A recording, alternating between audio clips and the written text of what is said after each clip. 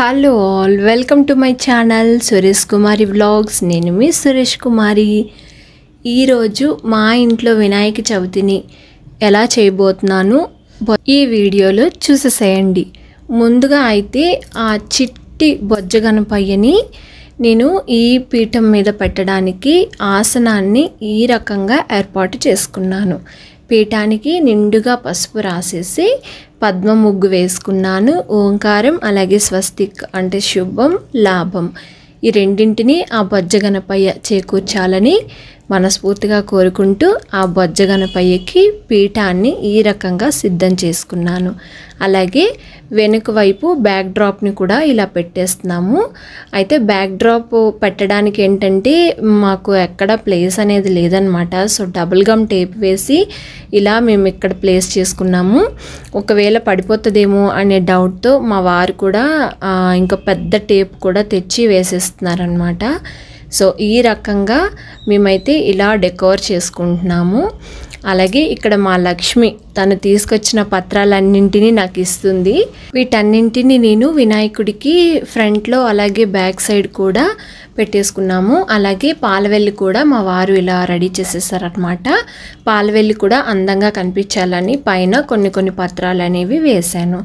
ఇక్కడ మీరు ప్రీవియస్ వీడియోలో చూస్తున్నారు కదా, నేను మట్టి గణపయ్యని ఎలా చేశాను, ఏం డెకోర్ చేశాను, ఏ నైవేద్యాలు చేశాను అనేది. సో వాటన్నింటినీ నేను ఎలా యూస్ చేస్తున్నానో చూసేసేయండి. అలాగే నేను పసుపు గణపతిని కూడా చేస్తున్నాను.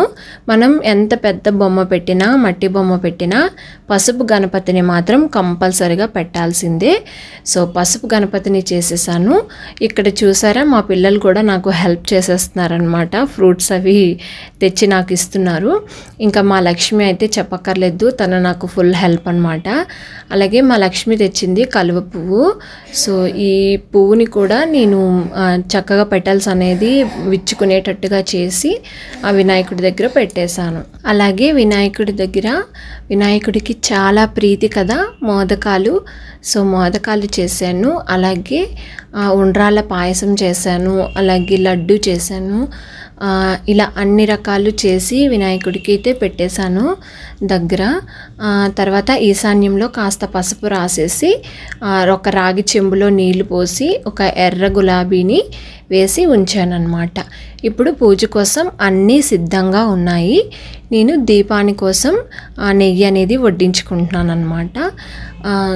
నేనైతే ప్రతిరోజు దీపారాధన చేసిన కంపల్సరిగా 3 ఒత్తులు వేసి 3 దీపాలను అయితే వెలిగించుకుంటాను.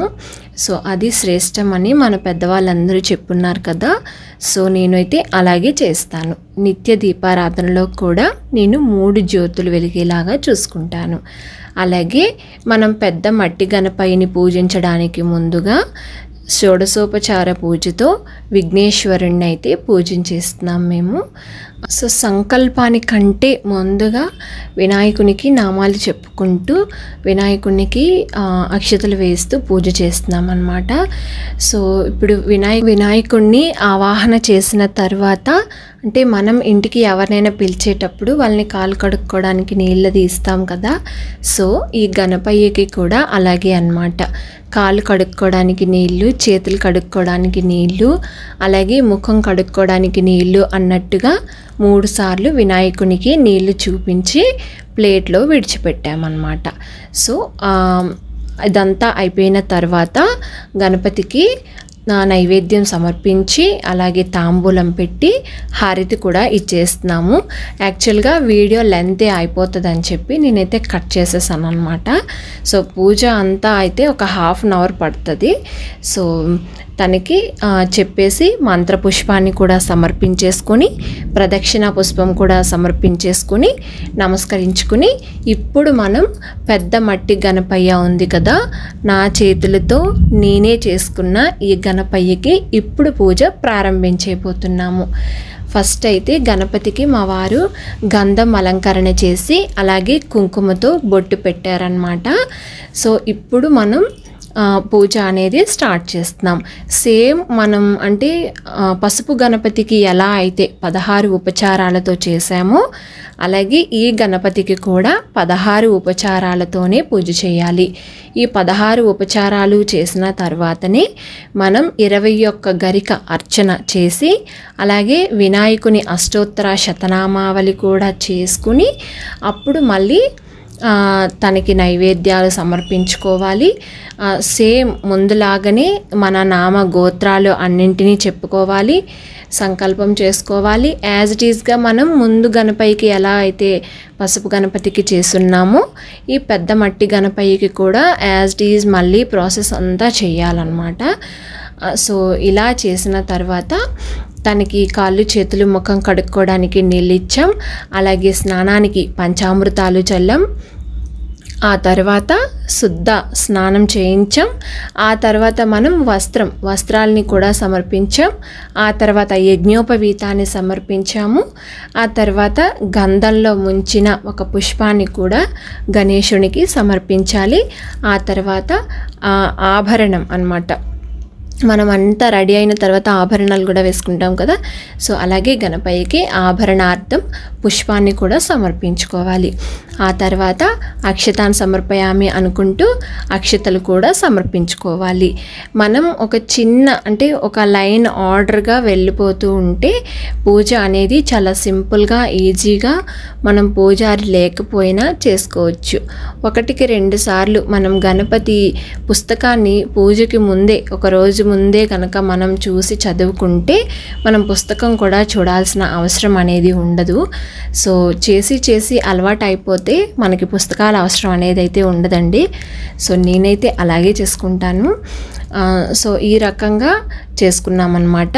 అన్నీ అయిపోయిన తర్వాత అష్టోత్తరాన్ని అంటే గణపతి అష్టోత్తర శతనామావళి 108 నామాలు ఉంటాయి కదా, సో ఆ నామాలకి మేము 21 పత్రి అయితే మేము తీసుకురాలేదండి, మినిమం ఒక 11 ఇలా పెట్టుకున్నామన్నమాట. సో ఆ పత్రి వేసేసిన తర్వాత ఇలా అష్టోత్తర శతనామావళి చదువుకుంటూ గరికతో అయితే మా వారు నేను కలిసి అర్చన చేసుకుంటున్నాము ఆ గణపయ్యకి. సో అర్చన అంతా కంప్లీట్ అయిపోయిన తర్వాత నైవేద్యాలన్నింటినీ సమర్పించుకోవాలి. అయితే నైవేద్యాలు సమర్పించేటప్పుడు మీరు ఏ నైవేద్యాలు చేశారు అనేది ఖచ్చితంగా గణపయ్యకి చూపించి చెప్పాలన్నమాట. మేము మోదకాలు చేసామనో లేకపోతే ఉండ్రాళ్ళ పాయసం చేసాము, లడ్డు చేసాము, తండ్రి నువ్వు ఆరగించు అని ఆ గణపయ్యని వేడుకుంటూ నువ్వు మనసారా ఆరగించి మమ్మల్ని దీవించు తండ్రి అని మీరు శ్రద్ధతో భక్తితో ఆ గణపయ్యని వేడుకోవాలి. మేము చేసిన అంటే నా చేతులతో నేను చేసిన నైవేద్యాలన్నింటినీ వినాయకుడికి ఎంతో భక్తితో శ్రద్ధతో చేసి ఆ స్వామికి అర్పించుకున్నానన్నమాట. సో మా వారు నేను కలిసి పూజ అయితే చేసేస్తున్నాము. ఇక మీరు చూసేస్తున్నారు కదా, లాస్ట్లో అయితే ధూపాన్ని ఇస్తున్నాను. ధూపం ఇచ్చిన తర్వాత మనం ఇంకొకసారి దీపాలకి అక్షతలు వేసి నమస్కారం చేసుకోవాలన్నమాట. ఎందుకంటే దీపం చాలా ప్రధానమైనది. సో ధూపం, దీపం, నైవేద్యం, హారతి ఇవన్నీ ఒక ఆర్డర్ అన్నమాట. ధూపం చూపించాక కంపల్సరిగా దీపానికి నమస్కరించుకుని ఆ తర్వాత ఆ గణపయ్యకి మనం చేసిన నైవేద్యాలన్నింటినీ సమర్పించుకుని ఆ తర్వాత మనం కథ చదువుకోవాలన్నమాట. కథ చదువుకోవడానికి ఈ ఆరగింపు అంతా అయిపోయిన తర్వాతనే మనం కథ చదువుకోవాలి. కథ చదువుకునేటప్పుడు అక్షతలు మన చేతిలోకి తీసుకుని పిడికిలి మూసే ఉంచాలి. ఎందుకంటే ఈ అక్షతల్లోకి ఆ గణపయ్య తను స్టోరీ అంతా మనం వింటాం కదా, సో శక్తి అనేది వస్తుందన్నమాట ఈ అక్షతలకి, అంత ఇదన్నమాట. సో మనం చంద్రుడిని చూస్తే నీలాప నిందలు ఆ శ్రీకృష్ణునికే తప్పలేదు కదా. సో మనందరికీ ఒకవేళ పొరపాటున చూసినా ఎటువంటి అపనిందలు రాకుండా ఉండాలి అంటే ఖచ్చితంగా కథాక్షతలు అనేవి మన వ్రతం అంతా కంప్లీట్ అయిపోయిన తర్వాత మనం వేసుకోవాల్సి ఉంటుంది. సో ఈ అక్షతలకి అంత ప్రాధాన్యత ఉంటుందన్నమాట. సో మనం కథ అంతా శ్రద్ధగా వినాలి. వీలైతే ఆ గణేశుని ముఖం చూస్తూ శ్రద్ధగా కథ వినండి. సో కథ అంతా కంప్లీట్ అయిపోయిన తర్వాత ఎలాంటి తప్పులు చేసి ఉన్నా, ఈ వ్రతంలో మేము ఏ తప్పులు చేసి ఉన్నా మమ్మల్ని దయ ఉంచి నీ బిడ్డలుగా భావించి మమ్మల్ని క్షమించు తండ్రి అని వేడుకోవాలి. మంత్రపుష్పాన్ని సమర్పించిన తర్వాత క్షమాపణ కూడా చెప్పుకోవాలి. అలాగే వినాయకుడికి గుంజిళ్ళు తీస్తే చాలా ఇష్టం. గుంజిళ్ళు అయితే కంపల్సరిగా తీయండి. అయితే గుంజిళ్ళు కేవలం మగవాళ్ళే తీస్తారనమాట, ఆడవాళ్ళు తీయరు. ఆడవాళ్ళు మొట్టికాయలు వేసుకుంటారు, మగవాళ్ళు గుంజిళ్ళు తీస్తారు. ఇప్పుడు పూజ అంతా అయిపోయింది కదా, మీకు వీలైతే ఎక్కువసేపు గణపతి దగ్గర ఉండి ఆరాధన చేసుకోండి. అంటే ఒక నామజపం కానీ ఇంకేదైనా పాటలు కానీ అలాంటివన్నీ పాడుకుంటూ గణపతి దగ్గర ఎక్కువసేపు ఉండడానికి ప్రయత్నించండి. అంటే ఓం గం గణపతియే నమః కానీ ఓం గణేశాయ నమః అని కానీ 108 సార్లు ఇలా ఏదో ఒకటి భక్తి ధ్యానంలో ఉండండి, చాలా మంచిది. ఇక్కడ నేను మా పిల్లలతో కూడా పాడించాను అన్నమాట. ఫస్ట్ శుక్లాం వరదరం చదివిపించాను, ఆ తర్వాత శ్రీ వక్రతుండ మహాకాయ అనే పాటను కూడా పాడించాను. మా పిల్లలకి చాలా బాగా వచ్చు ఇలాంటివన్నీ. నేను చెప్తూ ఉంటాను. నిజం చెప్పాలంటే స్కూల్లో కూడా టీచర్స్ చెప్తారండి, చాలా మంచిగా నేర్చుకుంటారు మా పిల్లలైతే. సో పిల్లలకి కూడా ముందు నుంచి మంచి అలవాట్లని చెప్తే వాళ్ళు ఖచ్చితంగా బుద్ధిమంతులు అవుతారనేది నా అభిప్రాయం. ఐ హోప్ ఈ వీడియో మీకు నచ్చిందని అనుకుంటున్నాను. నచ్చితే కనుక లైక్ చేయండి, షేర్ చేయండి. ఇలాంటి మంచి వీడియోల కోసం నా ఛానల్ని అయితే సబ్స్క్రైబ్ చేసుకోండి. Thank you for all. Thank you for watching. మరొక మంచి వీడియోతో మీ ముందుకు వచ్చేస్తాను.